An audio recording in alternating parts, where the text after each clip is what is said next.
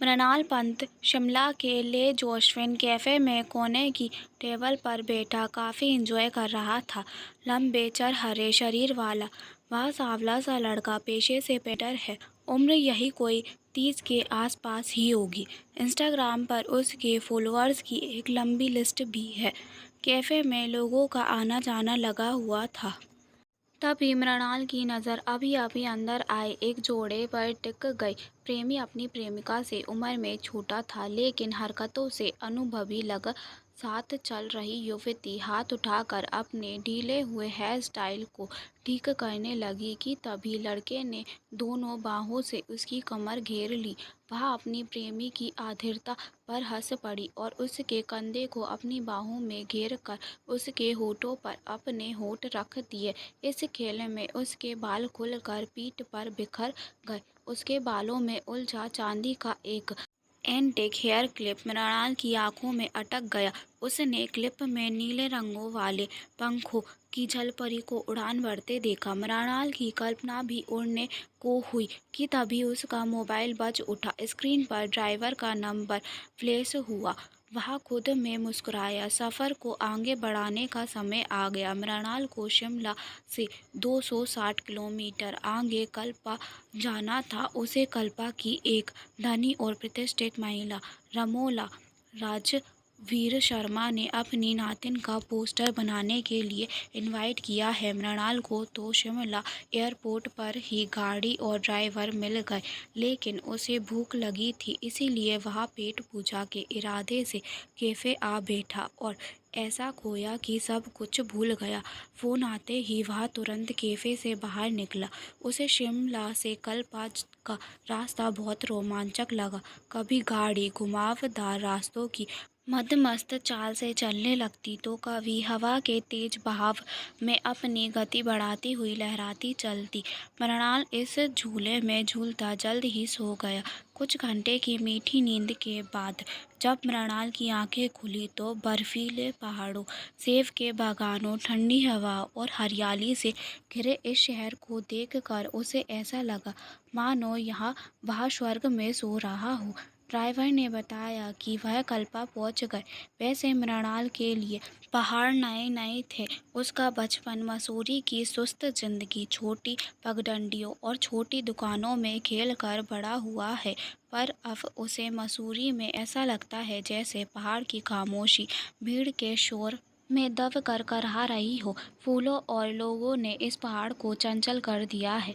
मृणाल इस चंचलता में पहली वाली स्थिरता तलाशता।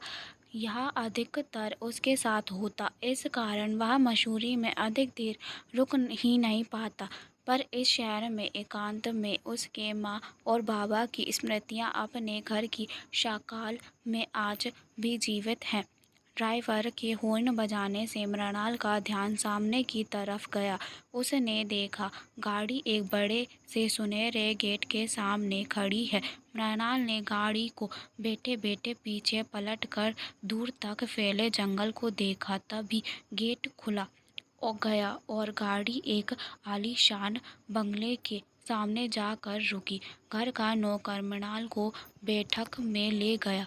मृणाल को इंतजार करने का कहकर वह रानी माँ को बुलाने चला गया। यहाँ के लोग रमोला राजवीर शर्मा को आदर से रानी माँ कहकर ही बुलाते। नौकर के जाने के बाद मृणाल ने कमरे के चारों तरफ नजर डाली। तभी मृणाल की नज़र कमरे के दाहिनी दीवार पर टंगी बड़ी सी फोटो पर ठहर गई। वह अपने आप से ही बोल उठा, खूबसूरती को कितनी बार कैनवस पर बनाने की कोशिश की है, पर ठीक से बनाने में हमेशा चूक गया। इस सुंदर चेहरे को देखकर तो ऐसा लगता है जैसे भगवान ने इसे बनाकर हम जैसे चित्रकारों के ब्रश को चैलेंज किया है। इसका रंग ऐसा है मानो दूध धुली लड़की पर केसर की फुलहार गिरा गई हो। पर इस गोल चेहरे की इन कत्थई आंखों में झांकता हूँ तो वह मुझे दर्द और इंतज़ार क्यों दिखाई दे रहा है। अचानक मृणाल के मुंह से निकला, किसका है यह चेहरा?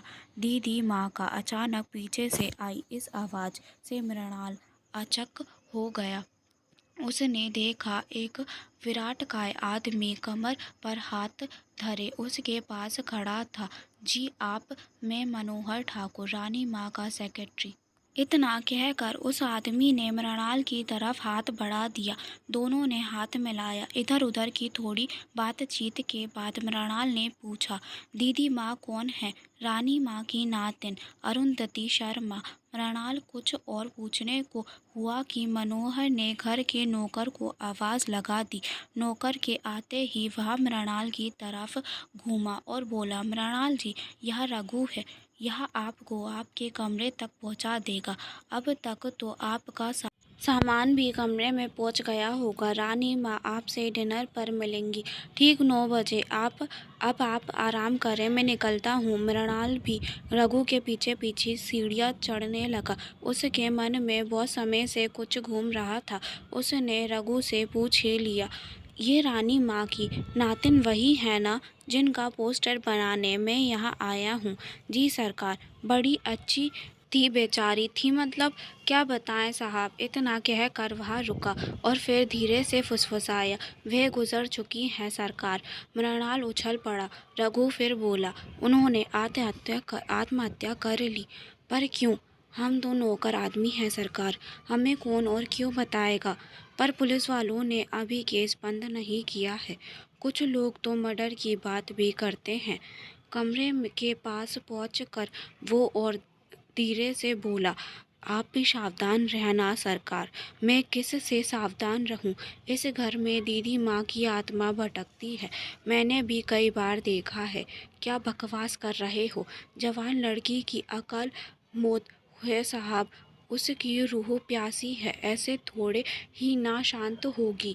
आप मत मानो, बताना हमारा फर्ज था, बाकी जैसी आपकी इच्छा, आपका नसीब। कमरे में घुसकर रघु ने लाइट का स्विच दबाया पर बल्ब नहीं जला। फिर बोला, साहब फ्यूज़ की कुछ प्रॉब्लम होगी, मैं अभी ठीक करके आता हूँ।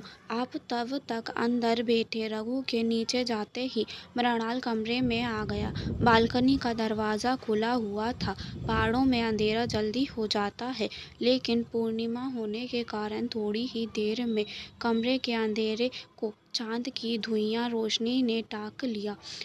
बिस्तर देखते ही मृणाल को थकावट का अनुभव हुआ। अगले ही पल वह बिस्तर पर औंधा गिर पड़ा। उसकी आंखें बंद होने को ही हुई कि याक उसे कमरे में किसी के होने का एहसास हुआ। बिस्तर पर पड़े पड़े ही उसने अपनी गर्दन बालकनी की तरफ घुमा दी। वह नज़र पड़ते ही कल्पा की ठंड में मृणाल का पूरा शरीर पसीने से भीग गया।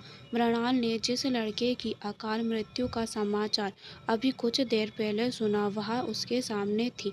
उसे लगा कि जैसे उसका शरीर सुन्न पड़ गया हो। शरीर के किसी अंग में कोई हरकत नहीं हुई, पर आंखें वह खड़ी लड़की की आंखों से बंद गई। तभी पूरा कमरा रोशनी से नहा गया। अचानक आई बिजली के कारण मृणाल की आंखें एक पल को मूंद गई और जब खुली वह वहाँ नहीं थी, कहीं नहीं। मृणाल बिस्तर पर पड़ा कुछ देर सोचता रहा। फिर उसकी आंख लग गई। 9 बजने के कुछ देर पहले मृणाल की आंख खुली। जल्दी जल्दी तैयार होकर वह नीचे पहुंचा। मनोहर उसे डाइनिंग एरिया के दरवाजे पर ही मिल गया। वह उससे कुछ पूछने को ही हुआ कि सामने से 70-75 वर्ष की एक आकर्षक महिला आती दिखाई पड़ी।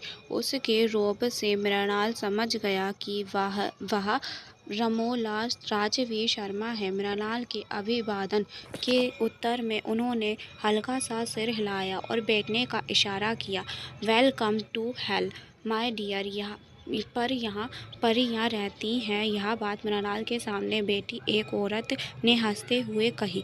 मृणाल ने सामने बैठी उस औरत को गौर से देखा। उसका चेहरा जाना पहचाना सा लगा। उसकी उम्र 45 से 50 के बीच की रही होगी। उसका नाक नक्श तो रानी माँ से मेल खा रहा था, पर रंग कुछ दबा हुआ लगा। शायद इसी दबे रंग को उभारने के प्रयास में मेकअप की इतनी मोटी परत चढ़ाई है। ये छोटी माँ है, मनोहर ने परिचय दिया। इस बात पर वह औरत गुस्से में लाल हो गई। बोली, मैं कोई माँ वहाँ नहीं हूँ। ऐसे इंट्रोडक्शन तुम अपनी रानी माँ और दादी माँ के लिए रखो। फिर उसने मृणाल की तरफ मुँह घुमाया और उसकी तरफ हाथ बढ़ाकर बोली, कॉल मी स्वर्णा, वैसे भी तुम्हारी उम्र के तो मेरे ढेरों फ्रेंड्स हैं। मृणाल ने मुस्कुराते हुए उसके बड़े हुए हाथों को थाम लिया। तभी रानी माँ ने गंभीर आवाज़ से कहा, मृणाल, ये रवि सक्सेना, स्वर्णा के हस्बैंड। इस बार अपनी माँ की बात को काटते हुए स्वर्णा ने कहा, एक्स हस्बैंड। रानी माँ बूढ़ी हो रही है। वे यह बताना भूल गई कि कई साल पहले हम अलग हो चुके हैं। हाँ हाँ, रानी माँ ठहराव के साथ बोली। Hello mister Mrinal. रवि सक्सेना ने माँ बेटी के इस शीत युद्ध से मृणाल की रक्षा की। मृणाल ने भी मुस्कुराकर उनके अभिवादन का उत्तर दिया। उनके रूप रंग पर ध्यान दे तो स्वर्णा के साथ उनकी जोड़ी बेमेल ही लगेगी। अचानक पीछे से एक मीठी आवाज़ आई और मृणाल को ऐसा लगा जैसे दूर किसी मंदिर में घंटियां बज रही हों। सॉरी नानी माँ, आज हैंडीक्राफ्ट का कंसाइनमेंट पेरिस भेजना था, इसीलिए देर हो गई। सभी के साथ मृणाल की आंखें भी उस ओर घूमी। उसके बाद किस किस ने क्या क्या कहा, मृणाल ने कुछ भी नहीं सुना। उस लड़की पर नज़र पड़ते ही मृणाल हैरान रह गया। उस फोटो वाली लड़की को सामने देख कर उसके मन में डर और खुशी के मिले जुले भाव आए। आखिर यह लड़की है या भूत, पर जो भी है बहुत सुंदर है।